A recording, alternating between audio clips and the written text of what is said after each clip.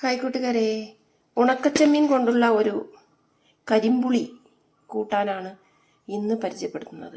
ഞാൻ ഉണക്കച്ചെമ്മീൻ ഇങ്ങനെയാണ് എടുത്തു വയ്ക്കുന്നത്.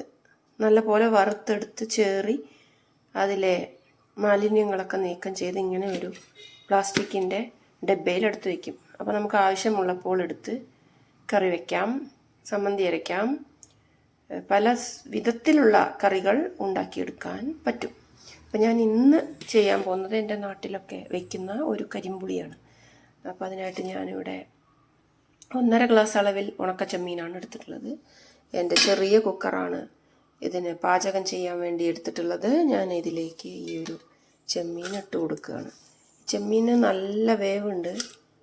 ഇതിൽ ഉപ്പുണ്ടോ എന്ന് നമ്മൾ നോക്കണം. ചില ചെമ്മീൻ ഉപ്പിട്ട് ഉണക്കിയാണ് തരിക, ചിലത് ഉപ്പിടാതെയും. അപ്പോൾ നമ്മൾ ഇതിൽ ഉപ്പ് ചേർത്ത് കൊടുക്കാൻ പോവാണ്. ഈ ഒരു ഉണക്കച്ചെമ്മീനിൽ ഉപ്പില്ല. അപ്പം ഞാൻ അതിന് ആവശ്യത്തിന് ഉപ്പ് ചേർത്തുകൊണ്ടാണ് വേവിച്ചെടുക്കാൻ പോകുന്നത്.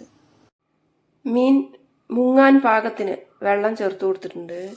ആവശ്യത്തിനുള്ള ഉപ്പ് ചേർത്ത് കൊടുത്തിട്ടുണ്ട്. ഒരു 1/2 ടീസ്പൂൺ അളവിൽ മഞ്ഞൾപ്പൊടി ചേർത്ത് കൊടുത്തിട്ടുണ്ട്. 1 ടീസ്പൂൺ അളവിൽ മുളക് പൊടിയും ചേർത്ത് കൊടുത്തിട്ടുണ്ട്. ഇനി ഇത് നമുക്ക് 5 വിസിൽ വരുന്നത് വരെ വേവിച്ചെടുക്കാം. ഞാനിവിടെ ഒരു പാൻ ചൂടാക്കാൻ വെച്ചിട്ടുണ്ട്. അതിലേക്ക് 5 ചെറിയുള്ളിയാണ് ഇട്ട് കൊടുക്കുന്നത്. ഇതൊന്ന് വഴറ്റിയ ശേഷം തീ ഒന്ന് കുറച്ചിട്ട് വെളുത്തുള്ളി കൂടി ചേർത്ത് കൊടുക്കുകയാണ്. വെളുത്തുള്ളി ഒരു 5 അല്ലി കൂടെ ചേർത്തതൊന്ന് വഴറ്റുകയാണ്. തീ കുറച്ചിട്ടുണ്ട്.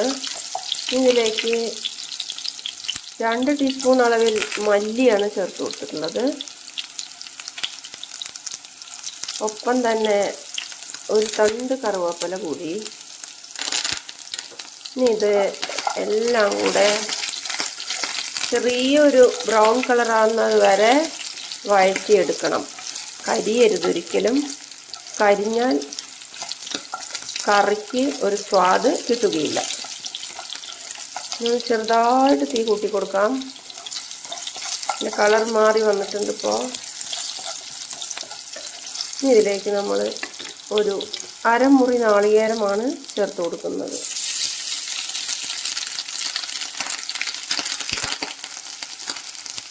അതിനുശേഷം ഒന്ന് നമുക്ക് ഇളക്കി കൊടുക്കാം. ഒന്ന് ഇളക്കിയ ശേഷം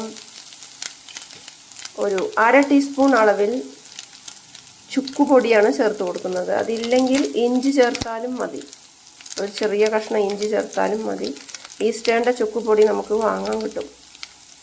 ഒപ്പം തന്നെ ഒരു 1/2 ടീസ്പൂൺ അളവിൽ കുരുമുളക് പൊടി കൂടി ഇട്ട് കൊടുത്തിട്ടുണ്ട്. ഇനി ഇത് നല്ലപോലെ നമുക്ക് ബ്രൗൺ നിറമാകുന്നത് വരെ വഴറ്റിക്കൊണ്ടേയിരിക്കണം. ഇപ്പോൾ നാളികേരം നല്ലപോലെ മൂത്ത് വന്നിട്ടുണ്ട്. ഈ ഒരു കളറ് വരുന്നത് വരെ ഇത് വറുത്തെടുക്കണം. ഈ ഒരു വറുക്കലാണ് ഈ കറിയുടെ രുചി. അപ്പോൾ പകുതിക്ക് വെച്ച് നിർത്തിപ്പോവരുത്. ഇതാ ഈ ഒരു കളറ് വരുമ്പോൾ നമുക്കിത് ഓഫാക്കാം. അതിനുശേഷം തണുത്ത ശേഷം നല്ല പേസ്റ്റാക്കി അരച്ചെടുക്കുകയും വേണം. മീനിപ്പോൾ വെന്ത് വന്നിട്ടുണ്ട്. 5 വിസിലാണ് വന്നിട്ടുള്ളത്. നമുക്ക് തുറന്ന് നോക്കാം. നമുക്ക് കുക്കറിൻ്റെ അടപ്പ് തുറക്കാം. മീനിപ്പോൾ നല്ല പോലെ വെന്ത് വന്നിട്ടുണ്ട്.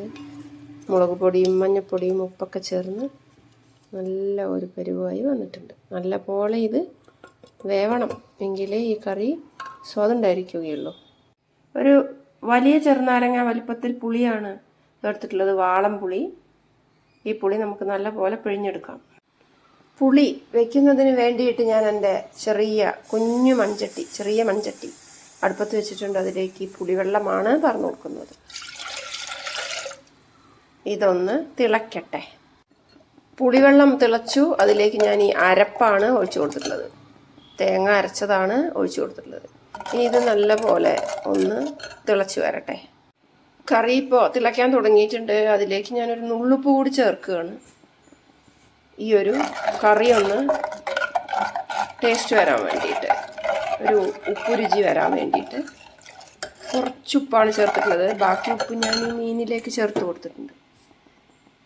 പിന്നെ ഇത് നല്ല പോലെ തിളച്ച് വരുമ്പോൾ നമുക്ക് ഈ മീൻ ചേർത്ത് കൊടുക്കാം. പുളി ഇപ്പോൾ തിളച്ച് വന്നിട്ടുണ്ട്. ഇതിലേക്ക് മീൻ പറന്ന് കൊടുക്കുകയാണ്.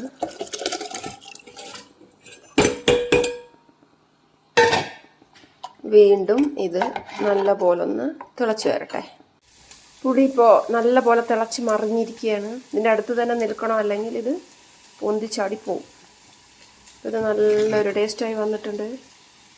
ചെമ്മീൻ കരിമ്പുളി ഇതുപോലെ തന്നെ മത്തി കൊണ്ടും അയില കൊണ്ടും അമ്മ വെക്കാറുണ്ട്. പച്ച അയിലപ്പുളി, പച്ച മത്തിപ്പുളി എന്നാണ് അത് പറയുക, അതിന് പറയുക.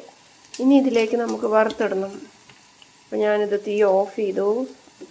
ഈ ഒരു കറി മാത്രം മതി നമുക്ക് ചോറുണ്ടാൻ. ചെറുപ്പം മുതൽ ഇത് കൂട്ടി ശീലമുള്ളവർക്ക് ഇഷ്ടമാവും. പുതിയതായി കൂട്ടുന്നവർക്ക് ഇഷ്ടമാവുമോ എന്ന് എനിക്കറിയില്ല. എന്തായാലും ട്രൈ ചെയ്ത് നോക്കും. ഇനി നമുക്ക് വറുത്തിടാം. അതിനായിട്ട് ഞാൻ വെളിച്ചെണ്ണയിൽ ഒരു വലിയ ഉള്ളി, സവാളയാണ് എടുത്തിട്ടുള്ളത്, ഒരു തണ്ട് കറുവേപ്പിലയും, ഒരു 3 ടീസ്പൂൺ അളവിൽ വെളിച്ചെണ്ണ അതിൽ ചേർത്ത് കൊടുത്തിട്ടുണ്ട്. നേരത്തെ നമ്മൾ വറുത്തെടുത്തത് ഒരു 4 ടീസ്പൂൺ അളവിൽ വെളിച്ചെണ്ണയിലാണ്. ഇത് നമുക്ക് നല്ലൊരു കളറ് വരുമ്പോൾ കറിയിലേക്ക് ചേർത്ത് കൊടുക്കാം. കറി ഒന്ന് തണുത്ത ശേഷം മാത്രം കൂട്ടാൻ ശ്രദ്ധിക്കുക, അപ്പോഴാണ് കൂടുതൽ ടേസ്റ്റ് ഉണ്ടാവുക. ഇപ്പോൾ വലിയ ഉള്ളി മൊരിഞ്ഞു വന്നിട്ടുണ്ട്. ഇനി ഇത് നമുക്ക് കറിയിലേക്ക് കൊട്ടാം.